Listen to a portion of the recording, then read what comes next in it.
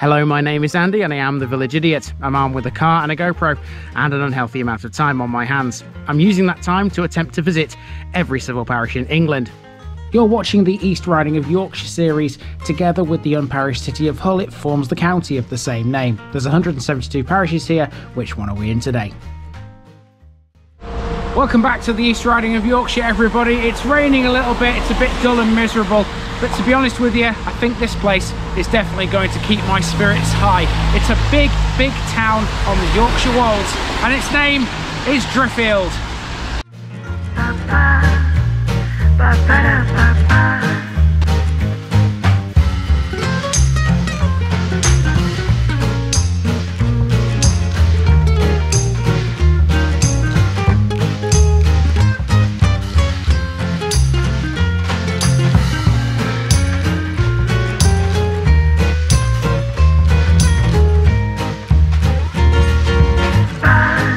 Here's my disclaimer for people who may be watching me for the first time. I say things as I would in my native accent and dialect. As a result, I may not pronounce things in the same way as the locals do. Remember, I'm a visitor. It's impossible to know everything. Leave me a comment, spin me a like and bash that subscribe button. Let's get to today's parish video.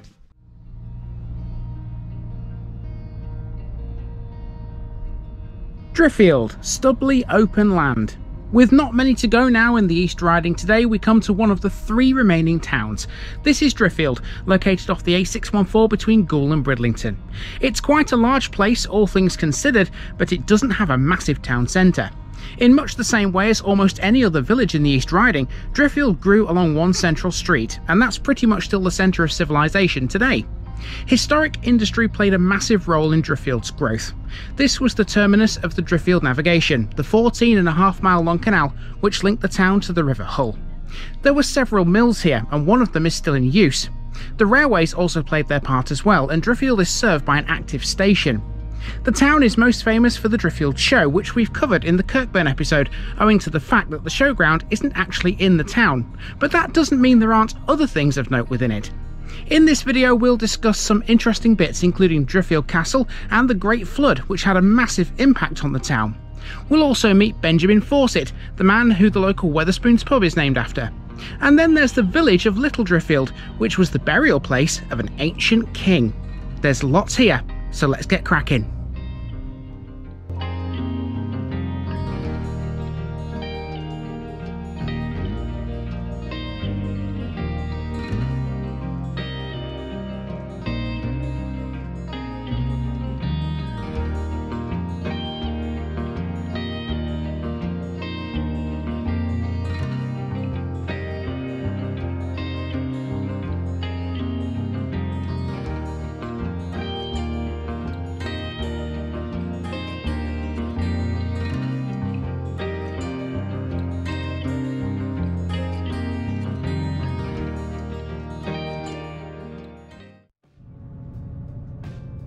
Now, before we get going around Driffield, I had to actually get there. My day began with a train journey into the town from Bridlington, where I'd stayed the night before.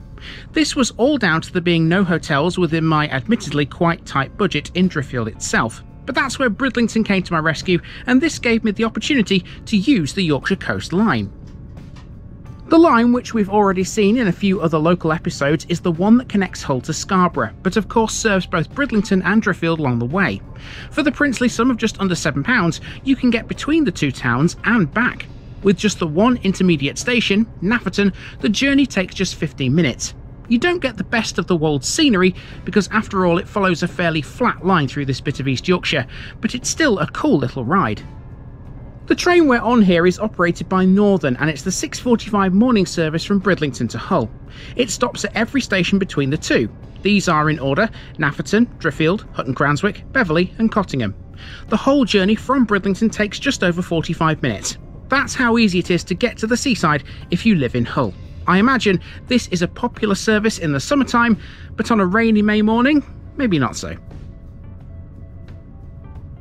Let's talk a bit about Northern. As the name suggests, their services cover most of the north of England, but they also go as far south as Derby and Nottingham. They are the successor company to Arriva Rail North, which ceased trading in 2020 after their franchise was terminated by the Department for Transport. Before that, they were known as Northern Rail. Okay, so we're off the train and we are in Driffield. Here we are. Now the train station will be both the start point and the end point of this walk around. I estimate this is probably going to take me about 3 hours. Driffield is a big town. Let's go.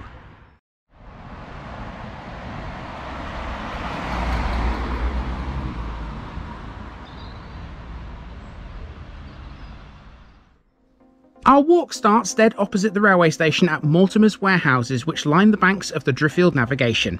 Mortimer is a very prominent name in Driffield, as we'll see on our journey around the place. These warehouses were built along with some other storage facilities in the late 18th century. They had two primary purposes: one, to support the export of agricultural products such as wheat, and two, support the intake of coal and other goods. The main warehouse remained a grain store until very recently. It was only in 2016 when it was bought by a private individual. As for the canal, it remained a commercial waterway until 1951, and it was always prosperous, even after the introduction of the railways in 1846. Many goods have travelled along this stretch of water between Driffield and the Humber via the navigable section of the River Hull. Driffield is the terminus of the canal, and it ends at Riverhead Bridge, where some of the old canal infrastructure can still be seen.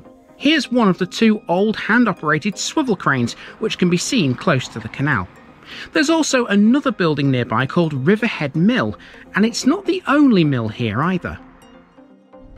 This piece of driving was recorded on the previous day as I drove into Driffield to catch the train from Skern. On the Skern Road, just south of Mortimer's Warehouses, are the enormous Bell Mills. They can trace their heritage back to William Bradshaw, who was apprenticed to a miller in the 1790s. William's grandson became mill manager for Richard Kirby, the then owner of Bell Mills. By 1894, he owned the business. The company was restructured in 1927, trading as E.B. Bradshaw and Sons, with brothers John, Peter and Alfred as the directors. The business is now run by John and Alfred's grandsons.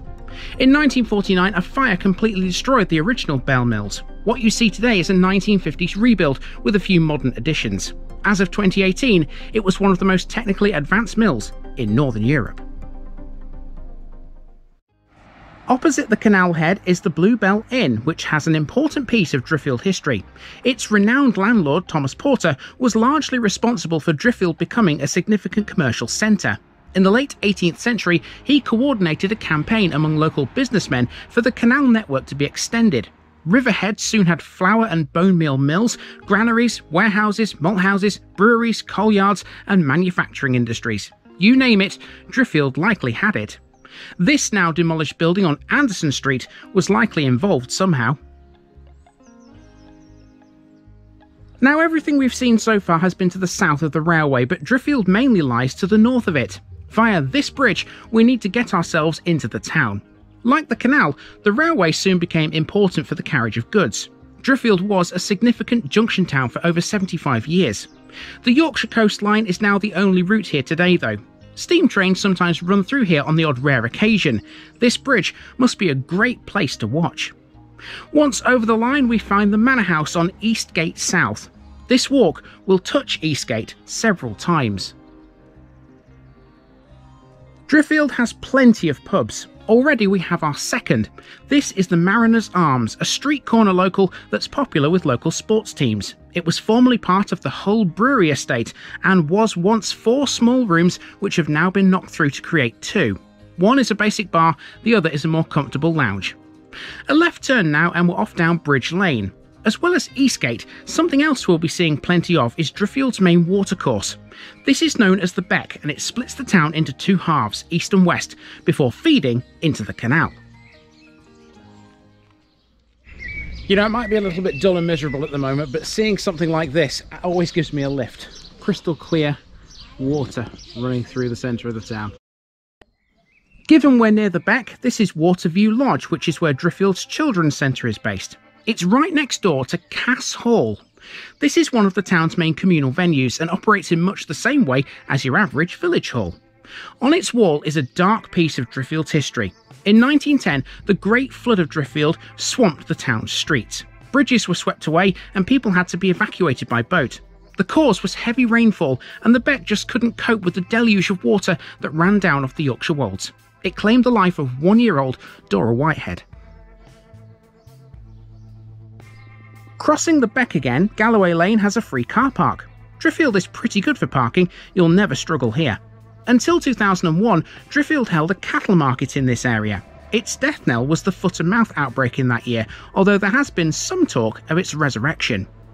Nearby is the Spread Eagle pub, built over 200 years ago by the renowned fortune teller and alleged witch Susanna Gore. Gore lived here until her death in 1826 at the age of 98. Next door is an art gallery, the working studios of artists Alan and Tracy Micklethwaite. They're worth a follow on Instagram. Exchange Street takes us over the beck again, this time featuring a mini waterfall. We're heading for one of Driffield's 9 churches next. This is a congregational church, sometimes known as the Key or the Key to Life Church. It was erected in 1867 to replace a former building from 1802. Just up the street is pub number 4, the Star Inn, another 2-roomed local which is often a good spot to watch live sport apparently. Across the road is the rear of the 18th century Bell Hotel. General election results for the Buckrose constituency used to be announced from its balcony at one time. So plenty covered already, we're not even on the main street yet, we're about to be in a moment. Now, because this place has got so much to talk about, it's very easy to miss things, and I almost did miss this. If you can see here on the other side of the road, that building there is the town hall. I walked past it without even realising what it was. So let's talk about this next.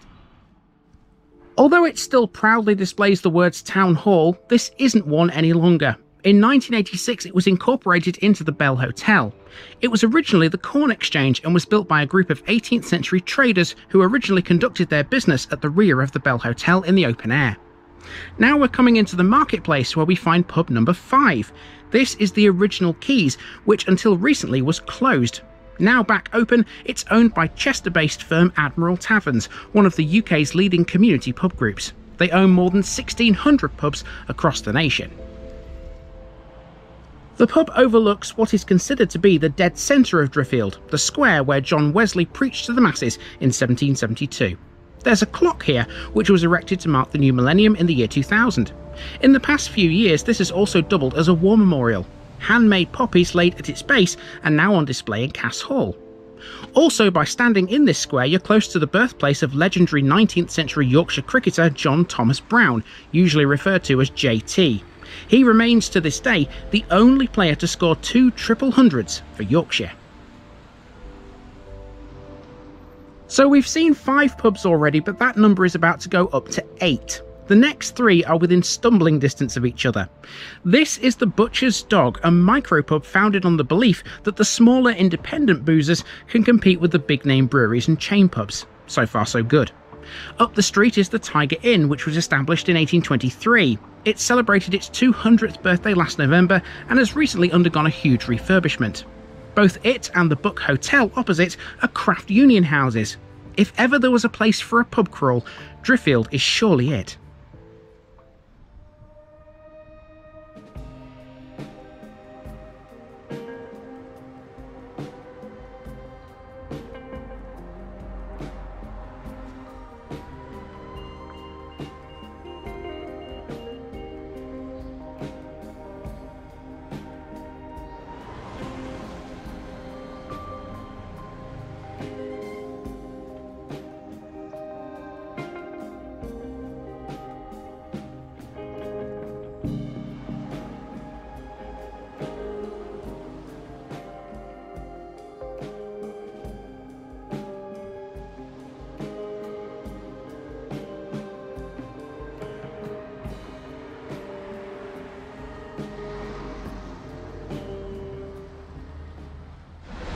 Now, of course, there's more to the main street than that. If you keep walking to the south, you come to the train station, but between here and there isn't much more, to be honest. We've also not seen the northern part of the main street either. We'll come to that later. Now we've taken a right turn down one of the side streets, and this is going to take us into a more residential area. So let's see what this has got. The residential road in question is Lockwood Street, and this has one of the town's more unusual buildings, the long gone and much lamented Driffield Museum. Often known as Mortimer's Museum, it was erected in 1878 by the agricultural corn merchant and archaeologist John Mortimer, who we met in Fimber. He built this museum to house his huge collection of around 66,000 items from his many excavations throughout East Yorkshire. Today, the remnants of the Mortimer collection are housed in several museums in Hull. The Mortimer Museum is now a Masonic hall. It's St John's Road next, which will take us towards another very historic part of the town momentarily. Close to its end is the first of many schools in Driffield. This is one of the town's 2 infant schools. Driffield also has a junior, a secondary and a special school too. We'll see them all in a bit. The school isn't the most notable thing in this area, rather it's the car park and the square opposite instead. It's called Cross Hill, and in the past it's housed a pillory and an iron foundry, and it's been used as both a marketplace and a fairground. A travelling fair still visits this square every September. Still a hub of activity, nowadays the square is another car park, has a block of public toilets, and is the location of the Driffield Centre. Built in 1939, this is essentially the town's library. You'd likely never know by looking at it, but Driffield's first workhouse was built in this area in 1742. It was replaced by a second one on Westgate in 1837, the site of which we'll pass later. There's probably way more to Cross Hill, but let's leave it behind now. We're off in search of pubs number 9 and 10 as we return to the marketplace via this mini roundabout at the square. Number 9 is the Crooked Tap, which is on the corner of the marketplace and Mill Street, but it's number 10 I'm more interested in. This is the Benjamin Fawcett, and it's the town's Wetherspoons. It's named after a 19th century woodblock colour printer. Woodblock printing originated in China. It's a technique for printing text, images or patterns, usually on textiles or paper. Although born in Bridlington in 1808, Fawcett's business began right here in Driffield. Opposite, on a shop wall, is a striking mural by Durham artist Lewis Hobson, the man famous for the Headland mural in Hartlepool. It certainly brightens up what would otherwise be a dull gable end. The second religious building, Driffield Methodist Church, gets a great view of the mural. It stands in place of a former building which dated from 1880. It was demolished in 2018 and replaced by this. It's part of the Driffield Hornsey circuit. Next we dive down Cranwell Road, which takes us past GM Sharp, the only independent funeral director in the Driffield area. Opposite that is a small medical centre. Healthcare-wise, Driffield's main go-to place is the Alfred Bean Hospital on Bridlington Road. Through the murkiness of the rain that was coming down now, you can just about see a martial arts centre. Passing that takes us over the beck for the 4th time, and we return to Eastgate. This time we're on Eastgate North. We're about halfway around the walk now. This is a vastly residential part of the town, so there's little to talk about. It's terraced rows almost as far as the eye can see, but the old police station can be found along here too though. If you go up Down Street, you'll pass the old vicarage. I thought this was a little oddly sited, because the church is on the other side of town. Next up we have the Limes Residential Care Home. It's run by Highgate Care Services and can cater for up to 97 people. It's on Scarborough Road, the main road out of Driffield if you're heading north. It's a continuation of Wansford Road, which we'll be driving on later. Landmarks are quite sparse up here, but there is a chip shop. It's the sister shop to the one in the town centre, and both are run by Stewarts of Driffield. The further north you go here, the more residential it becomes. There are shops though, like this Nicer. It was in the news earlier this year after it donated £3,000 to Northfield Infant School. Okay, to get to our next area, we've just come down a set of steps. Now there's a reason why the ground is so elevated in this area, why it's raised so much, and I'll show you why here. At the bottom of the steps, if you take a glance to your left, you'll see a gate and a building there, and behind those is a big mound, and that is where Driffield Castle used to be. Driffield Castle stood on what's commonly known as Moot Hill. Excavations in 1975 showed this to be the location of a medieval motte. It's believed by some historians to have been an Anglo-Saxon or medieval meeting place for dispensing justice and discussing important local issues. Nothing more is really known. On the road nearby is an old pinfold. Built of brick sometime in the 19th century, it's approximately 13 metres in diameter and Grade 2 listed. It stands opposite the Highfield Country Club, which is behind this high wall. Once a country merchant's house, it's now a 5-star luxury hotel. On the next corner is a house called Stone Lodge, which I reckon might have been an old school. What do you reckon? That brings us to the town's Remembrance Gardens, located within North End Park. It was reputedly the site of an Anglo-Saxon palace called Deira Castle. Modern-day warriors are commemorated right here. These tablets list the names of all 46 Driffield men who died during World War II, but the gardens also have a second memorial. Tucked away in the corner is a stone that remembers the 9 victims of the Lockington rail crash in 1986. That episode is linked in today's end screen. The beck runs through the gardens. Because the ground is quite elevated in places here, you get some stunning little waterfalls. That's always nice. North End Park is otherwise what you'd expect from such a location. There's open space, playgrounds, and it's generally peaceful. Exiting, we emerge onto Laundry Lane, which has a cast iron water pump next to the beck. Laundry Lane was once the site of a sluice gate for a watermill, which later became a brewery. It was the base of Driffield's public baths. Nearby Bridge House is one of the oldest surviving houses, dating from the mid-18th century. Now we come to the chapel. This used to be a United Free Methodist building, but it's now the HQ of Fab Training. I couldn't find much more about this one, I'm afraid. It was a similar story with the building at the end of this road. That would be pub number 11, the Red Lion, which is currently not open. This imposing 3-storey boozer has been closed since 2017. It's since been sold, but it's unclear as to whether or not it'll reopen as a pub or if it'll become something else. There's no such questions as far as All Saints Church goes. Literally next door, let's go in and have a look. Originally a 12th century building, All Saints was last restored between 1878 and 1880.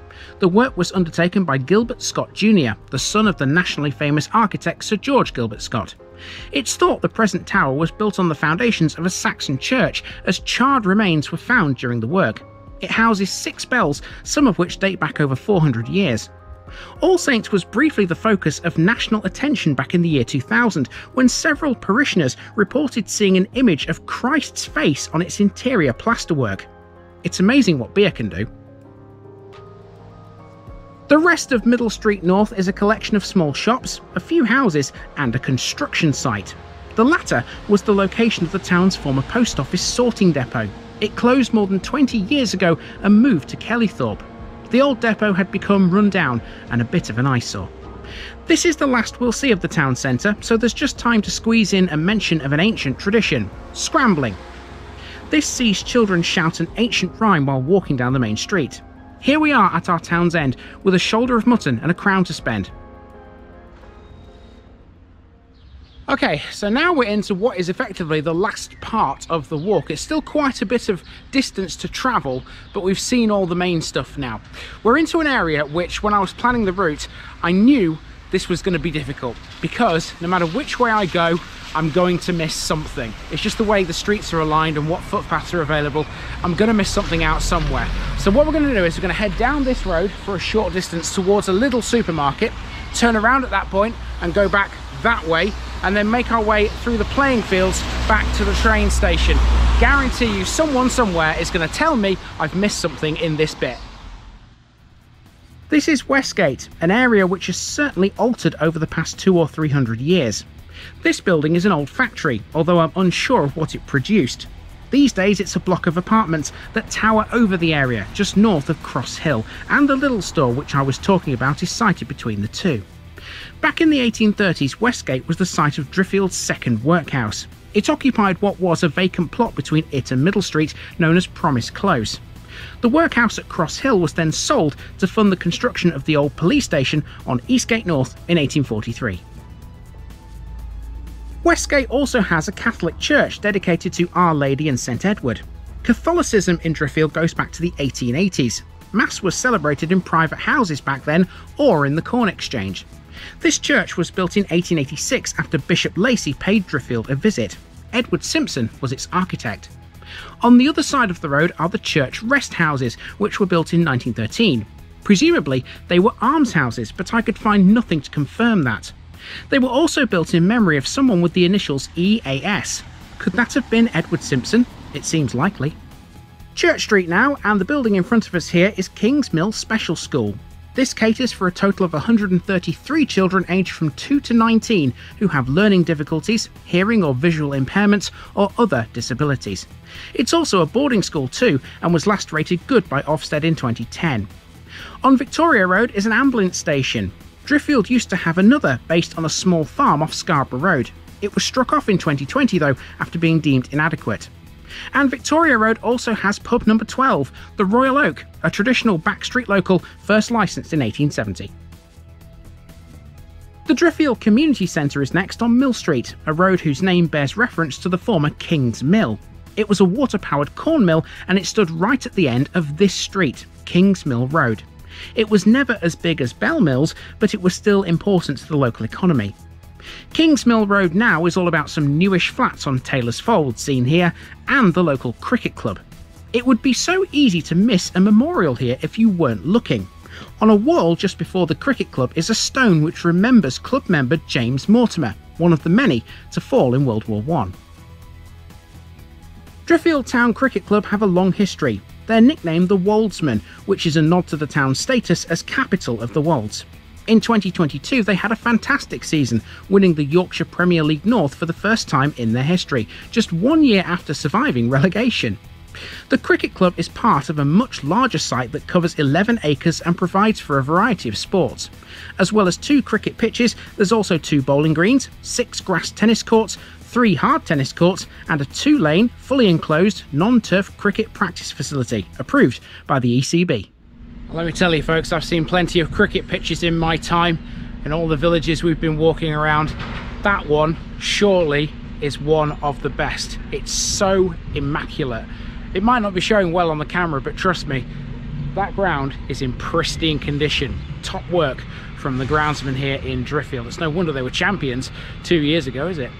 Okay, so we're going to go around the cricket pitch now and make our way back to the train station. I don't think there's much left. I think it's mainly residential. Let's see. Here's one of the bowling greens, and in much the same way as the cricket pitch, it looked like a carpet. Marvellous. Now I know that a lot of people like to follow my exact route around these places. You must be mad if you attempt this one because it's so long, but if you do try, don't walk down here. If you do, you'll come to the tennis courts and the map will show a track that runs alongside these, which supposedly goes to a common area. Hint, it doesn't, so I had to turn around here and go via the road instead. King's Mill is at the end of this lane, but for us it's a walk down Brackham Road as we make towards the end.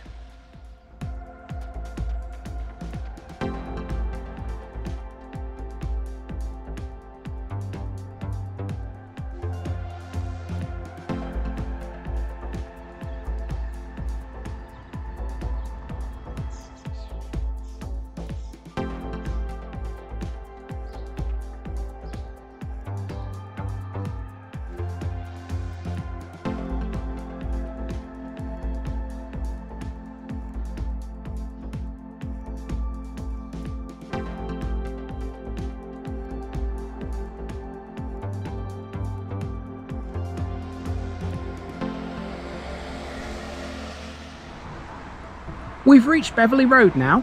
Before the A614 bypass was built around the town to the north, traffic had to drive through Driffield to get to Bridlington. It would have done so via this road or via the York Road further north. The A614 has significantly reduced traffic in the town, without a doubt, but there are certain obstacles, shall we say, which cause some chaos occasionally. Just before we return to the station, there's the small matter of the level crossings to talk about. Driffield has 3, and when the barriers are down, it's not uncommon for traffic to back up through the town centre. All 3 are in close proximity to one another. 2 are west of the station and the other is on the Wansford Road. Note the building on the other side of this one. That's an old maltings which has now been converted into 39 apartments. That's definitely a trend these days, isn't it? I hung around here for a moment to catch the passing train, as if I needed an excuse. That train was to stop at the station, and that's our final landmark. Let's head there now and check it out. Driffield Station was opened in October 1846, at the same time as the line from Hull to Bridlington. The Malton and Driffield Railway built a branch line in the same year, but more than 6 years would pass before it was ready for traffic. The first train ran on it in May 1853, and it eventually succumbed to road competition in 1950. Driffield was also on a third line from Selby, which was often busy with holiday traffic heading for the coast. That closed in 1965, leaving only the Yorkshire coastline and this station, a simple two-platform affair which is only staffed part-time at best. Opposite the station is the Woodlands Care Home in a little cul-de-sac, and that draws the walk to a close. Okay, so almost 2.5 hours later and well over 10,000 steps later, we are back to where we began. We're not quite finished with this episode yet though, believe it or not. The settlement we've just walked around is actually Great Driffield. There's also a Little Driffield as well. That's also within the parish boundaries here. We're going to go out there to finish this episode off. On the way, I'm going to take you back out to the east of Great Driffield again, because there are plenty of schools in an area which I didn't walk around. So we're going to drive around that first. We might have a quick look at the cemetery as well, because it's also in that part of the town. Then we'll go to Little Driffield and call this one a day, I think. Wansford Road has a few landmarks. Keep your eyes to the right of the screen and you might just catch the modern police station, which replaced the one on Eastgate North. Literally bang next to it, again on the right, is Driffield Junior School. Both landmarks are literally just before a crossroads where we'll pick up the old road to Bridlington. When the A614 was built around the town, some roads were split into pieces, redeveloped into cul-de-sacs, or otherwise reimagined. Bridlington Road though still follows the same course as it always has to Nafferton. When it reaches that village, it splits into two pieces at New Road, with the northern arm linking up with the A614 at the brand new Spa petrol station at Five Ways. It stands to reason then that it's still a good road for amenities to be on, and trust me, there are plenty. Halfway down on the right hand side is the Leisure Centre, which opened in 2009. In doing so, it replaced an old sports centre that's now owned by Driffield School.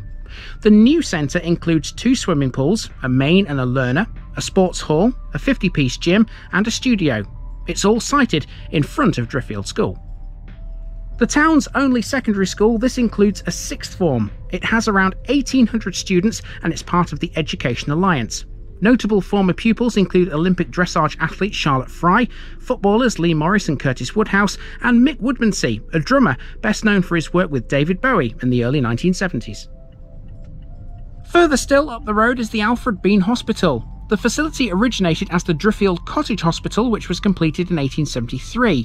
When that became decrepit, a new facility, entirely funded by local businessman Alfred Bean, replaced it on a new site further east. It was completed in 1931 and joined the NHS in 1948. When the East Riding General closed in 1990, the Alfred Bean became the main hospital in the area, and so it remains today. We can turn around here. Literally next door is Driffield Cemetery. Originally administered by the Great Driffield Burial Board, responsibility was later transferred to East Yorkshire Borough Council in 1974 and then to East Riding of Yorkshire Council in 1996. Driffield Cemetery contains 72 Commonwealth war graves, most of which are from World War II. They can be found, as you look at this here, on the right hand side along the edge of the cemetery grounds. There's also a pair of chapels in here too that were designed by Gilbert Scott Jr. You can't drive all the way through the cemetery, but this is the road on the northern side, Cemetery Lane. Off this, you'll find the home of Great Driffield AFC Rovers. They are the town's football team and they're proud members of the East Riding County League. The town used to have a former team called Driffield Mariners, who were champions of the Hull Sunday League on 3 occasions. Driffield even has its own football league. Founded in 1919, it has one division consisting of local sides. And now we're going to leave Great Driffield behind and head for its much smaller neighbour. Little Driffield has a history of its own. It's best known for being the burial place of King Aldfrith of Northumbria. For many years it also had a factory called Dewhurst's, which later became Arcadia Clothing. There's lots more. Let's check it out.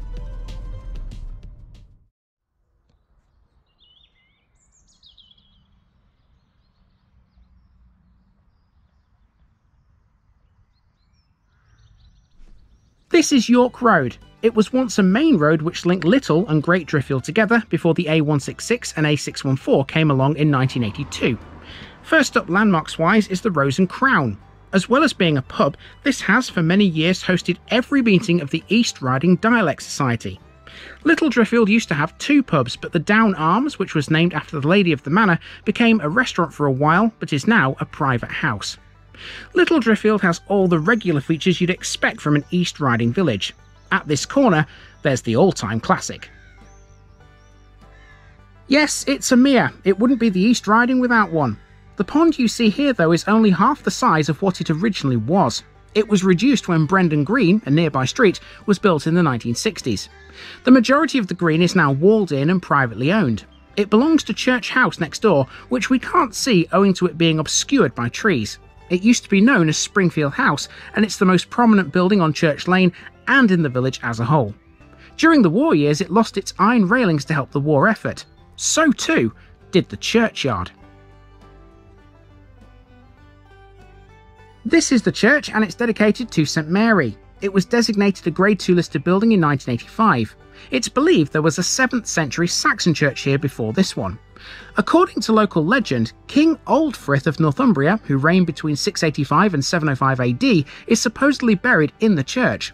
However, no evidence of any burial was found when the nave and chancel were rebuilt and the floor was excavated in 1807. Mind you, the 14th century tower remained untouched during that process, so who knows? The whole building was restored in the 1890s by the architect Temple Moore. Aside from the green, pond and church, Little Driffield is all residential, but it wasn't always that way. There used to be a chapel which dated from 1878, but that's now been demolished and replaced by a house. There was also a village school. That too has also been demolished now. New housing has been built since the 1990s, particularly Lonsborough Court, which was a milk tanker storage yard and previously an abattoir. Even Brendan Green was industrial. It was the site of one of the 2 tanneries in the village. And as we already know, Little Driffield also had a tile works. Here's the old vicarage, which I almost missed. You wouldn't necessarily have known it was one, given where it is. We've pretty much followed Main Street to its end here, and momentarily we're going to be on Back Lane, which runs parallel. Off it, I spotted what I thought was a football pitch. I later found out my hunch was right. Little Driffield AFC play here. They're in the division below Great Driffield AFC Rovers. Our last landmark is a garage on the junction with Horsefair Lane. This road is where the Arcadia factory was located, and it takes its name from an ancient horse fair last held in 1918. Well, I've got to be honest with you, I definitely prefer Little Driffield to Great Driffield. It's much quieter, and you all know I love it when you're in a place that's peaceful. This is definitely more of a village, but then again, Driffield is a town, so I suppose there is no comparison really. It's lovely, it's fantastic. And that draws this episode, this epic episode, to a close. Another one down in the East Riding of Yorkshire. There ain't many to go now. And with Little Driffield visited, we can officially leave the parish and town of Driffield behind us. The East Riding only has 15 more to go, and it's time to start working our way towards Bridlington again in what will be the county's penultimate run. By the time we get there, it should be summer. See you there.